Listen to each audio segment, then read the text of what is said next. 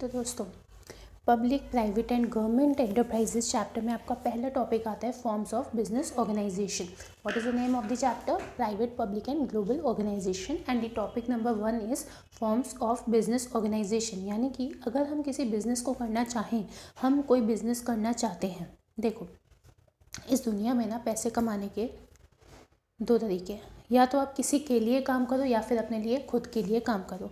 पहला तरीका कहता है जॉब लाइफ, जिसमें कि आप दूसरे के लिए काम करते हो, किसी दूसरे के बिजनेस के लिए आप काम करते हो, जिसको हम कहते हैं नौकरी करना। और दूसरा रास्ता क्या होता है? बिजनेस बन जाओ या फिर एंटरप्रेन्योर बन जाओ, यानी कि अपने लिए खुद के लिए काम करो और सारा प्रॉफिट खुद कमाओ। दोनों के अपने प्रोज एंड कॉन्स हैं। बट इस चैप्टर में हम क्या स्टडी करेंगे कि अगर हम कोई बिजनेस करने की सोच रहे हैं तो हम किस फॉर्म में बिजनेस को कर सकते हैं। Now as you can see कि फॉर्म ऑफ बिजनेस ऑर्गेनाइजेशन हम दो तरीके से कर सकते हैं, दो क्लासिफिकेशन दिए। एक होता है हमारा प्राइवेट सेक्टर और दूसरा होता है हमारा एक होता है हमारा पब्लिक सेक्टर और दूसरा होता है हमारा प्राइवेट सेक्टर। प्राइवेट सेक्टर में क्या होता है, कुछ particular small group of individuals उसके ओनर्स होते हैं, यानी कि हम कहते हैं ये हमारा प्राइवेट है, यानी कि हमारे अपने हाथ में है। पब्लिक नाम से ही पता चल रहा है, पैसा जो भी इन्वेस्टमेंट हो रहा है, जो भी कंट्रोल हो रहा है, जो भी मैनेजमेंट हो रहा है, वो in hands of a few people ना होके क्या हो रहा है, पब्लिक एट लार्ज में हो रहा है। या फिर मे बी उसमें गवर्नमेंट का स्टेक भी आ रहा है, गवर्नमेंट का इन्वॉल्वमेंट भी आ रहा है। मैनेजमेंट, डिसीजन मेकिंग सब कुछ हमारे हाथ में नहीं है। तो आपको क्या लगता है किस फॉर्म ऑफ बिजनेस ऑर्गेनाइजेशन में सारी डिसीजन मेकिंग हमारे हाथ में है, सारा कंट्रोल हमारे हाथ में है? पब्लिक में या प्राइवेट में? ऑब्वियसली प्राइवेट में हमारे अपने हाथ में है, क्योंकि उसमें कुछ फ्यू ग्रुप ऑफ इंडिविजुअल्स हैं, कुछ लोग, गिने चुने लोग हैं जो कि उस एंटरप्राइज को चला रहे हैं। तो दूसरी बात मेरे को खुद सोच के आप ये बताइए कि पब्लिक और प्राइवेट में से कौन सा फॉर्म ऑफ बिजनेस ऑर्गेनाइजेशन होगा जिसमें कि डिसीजन मेकिंग फास्टर होगी, क्विकर होगी? पब्लिक में या प्राइवेट में? Again the answer is private में। क्यों? क्योंकि उसमें डिसीजन लेने वाले कुछ ही तो लोग हैं जिनको मिलके उस बिज़नेस को चलाना है। मैक्सिमम 5, 10, 20, 25, 50 और कितने ही होंगे।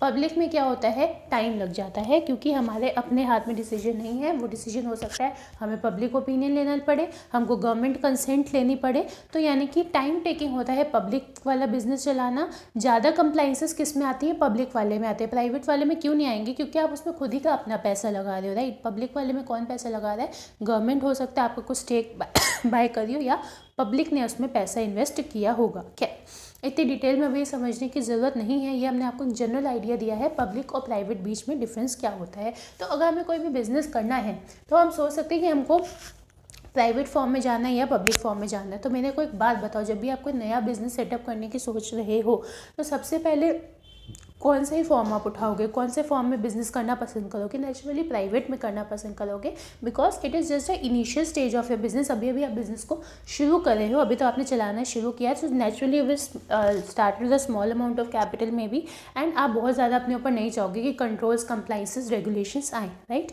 आगे बढ़ते हैं। अब पब्लिक सेक्टर में भी आपके 3 क्लासिफिकेशंस दिए हुए हैं। पहला आपका डिपार्टमेंटल अंडरटेकिंग्स, दूसरा आपका स्टैट्यूटरी कॉर्पोरेशंस और तीसरा आपकी गवर्नमेंट कंपनीज। यानी कि जब आप पब्लिक फॉर्म में जा रहे हो उसमें भी आपके पास 3 पार्ट्स आएंगे। Private will discuss in separate chapter. इसमें फिलहाल हम लोग पब्लिक की बात करें। पब्लिक में भी आज हम लोग इस वीडियो में डिस्कस करेंगे डिपार्टमेंटल अंडरटेकिंग्स को। बट अदरवाइज अगर हमको पब्लिक में कोई बिजनेस रन करना है पब्लिक फॉर्म में, 3 ऑप्शन है हमारे पास। या तो आप एक डिपार्टमेंटल अंडरटेकिंग चला लो, या फिर अपनी एक स्टैट्यूटरी कॉर्पोरेशन खोलो, या फिर आप अपनी एक गवर्नमेंट कंपनी रन कर लो, ठीक है। Now moving on to the first topic, that is departmental undertaking.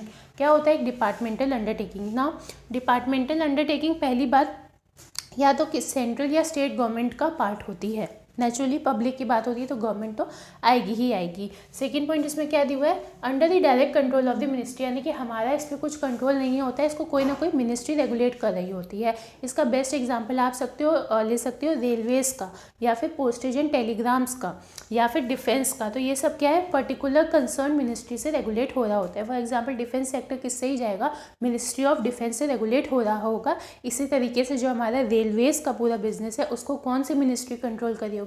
Ministry of railways control करती है, उसको रन करती है। तो यानी कि यहाँ पे जो डिपार्टमेंटल अंडरटेकिंग में हम बिजनेस रन करें उसका डायरेक्ट रिलेशन किससे है, हमारा कंट्रोल किससे है, कौन उसको कंट्रोल कर रही है? हमारी मिनिस्ट्री उसको कंट्रोल कर रही है। छोटे से छोटा डिसीजन भी लेना हो आप खुद नहीं ले सकते, आपको मिनिस्ट्री की कंसर्न लेनी पड़ेगी। पूरा कंट्रोल है क्योंकि ये पार्ट किसका है, सेंट्रल या स्टेट गवर्नमेंट का। ठीक है, बात समझ आई। फंड्स, पैसा कहाँ से आएगा इसमें? नेचुरल सी बात है, पैसा भी गवर्नमेंट ट्रेजरी से, जो हमारा सरकारी खजाना है उससे आएगा। हमें अपनी पॉकेट से कुछ भी नहीं लगाना, अपनी पॉकेट से किस में लगाना है? प्राइवेट में लगाना है। यहाँ पे कहाँ से पैसा आएगा? सरकारी खजाने से, बोले तो गवर्नमेंट ट्रेजरी से। तो अभी तक हमने 3 पॉइंट्स इसके पढ़ लिए। पहली बात ही किसका पार्ट है? सेंट्रल या स्टेट गवर्नमेंट का। सेकेंड हमने पढ़ा इसको कंट्रोल कौन कर रहा है, तो डायरेक्टली किसी मिनिस्ट्री के कंट्रोल में आती है, कंसर्न मिनिस्ट्री। थर्ड पॉइंट, पैसा कहाँ से आएगा? गवर्नमेंट ट्रेजरी से आएगा। Next point, employees. जो इसके एम्प्लॉयज़ होंगे वो क्या कहलाएंगे? प्राइवेट वाले कहलाएंगे या government employees? Naturally government department है तो वो गवर्नमेंट एम्प्लॉयज़ कहलाएंगे, यानी कि इनके अंदर जो नौकरी कर रहे हैं उनको हम क्या कहेंगे? सरकारी नौकरी कर रहे हैं। तो इनके प्रिविलेजेस भी ज़्यादा होंगे, जॉब सिक्योरिटी भी ज़्यादा होगी, बट माइनस पॉइंट इस ग्रोथ थोड़ी सी कम होगी। ठीक है, एग्जाम्पल हमने ऑलरेडी आपको बता दिया इसका। रेलवेज हो गया, डिफेंस हो गया, पोस्टेज, टेलीग्राम, ये सब सेक्टर आपका डिपार्टमेंटल अंडरटेकिंग कहलाता है। अब जैसे कि हर चीज़ का पॉजिटिव और नेगेटिव होता है, इसी तरीके से डिपार्टमेंटल अंडरटेकिंग्स के भी कुछ पॉजिटिव और नेगेटिव्स होते हैं।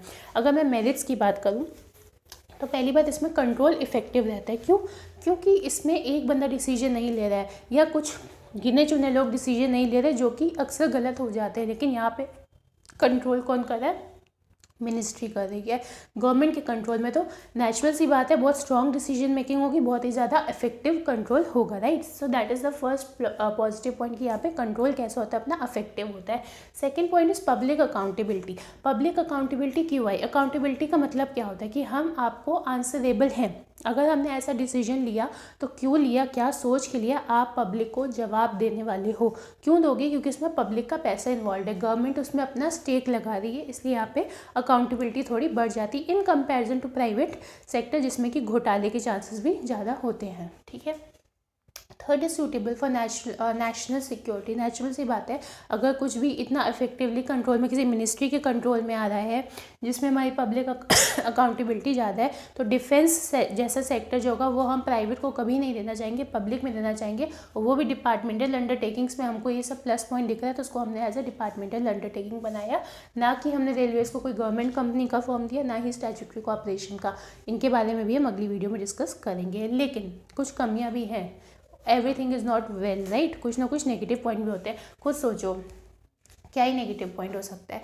पहला नेगेटिव पॉइंट है रेड टेपिज्म। रेड टेपिज्म मतलब क्या होता है कि बहुत ज़्यादा रूल्स एंड रेगुलेशंस है। कुछ भी डिसीजन लेना है तो उसके लिए बहुत ज़्यादा लॉज बनाई हुई है, बहुत कॉम्प्लिकेटेड प्रोसेस बनाई हुई है, लेंदी प्रोसेस बनाई हुई है। ज़रा सा कुछ अप्रूवल चाहिए तो थोड़ा सा लेंदी प्रोसेस हो रहा है। प्राइवेट में क्या होता है, जल्दी हमारा चीज़ अप्रूव हो जाती है। क्यों? क्योंकि यहाँ पे अप्रूव करने वाले ही लिमिटेड है। यहाँ पे पहले मिस्टर ए करेंगे, फिर मिस्टर बी करेंगे, फिर मिस्टर सी करेंगे, यानी कि अथॉरिटी लेवल बहुत ज़्यादा है। रूल्स रेगुलेशंस में फ्लेक्सिबिलिटी नहीं है, रिजिडिटी बहुत ज़्यादा है, रेटिपिज्म बहुत ज़्यादा है, और इसीलिए क्या हो जाता है, डिलेड डिसीजन मेकिंग। कोई भी डिसीजन लेना हो, अपॉर्चुनिटी का फ़ायदा उठाना हो, जब तक हम सोचें, जब तक हम उसको अप्रूव करें, हो सकता है अपॉर्चुनिटी तब तक हमारे हाथ से निकल जाए। ठीक है, तो हमारा डिलेड डिसीजन मेकिंग होती है and unable to take advantage of the opportunities at the right time. And the last point is political interference. Naturally government regulated है, तो आपको तो पता ही आजकल की पॉलिटिक्स में वोट्स, इलेक्शंस के चक्कर में इतना सेल्फिश होता जा रहा है सिस्टम कि गवर्नमेंट पब्लिक वेलफेयर को कंसिडर ना करते हुए, अपने वोट बैंक को देखते हुए, हो सकता है वो कुछ जनहित में ना करे, तो इसलिए हमारा पॉलिटिक इंटरफेरेंस आ जाता है। और आजकल के टाइम में पॉलिटिक्स को कोई अच्छी नज़र से इंडिया में तो नहीं ही देखता है। तो हमने इस वीडियो में क्या समझा, पूरा डिपार्टमेंटल अंडरटेकिंग्स को। नेक्स्ट वीडियो में we will discuss about the statutory corporations and the government companies. Fine.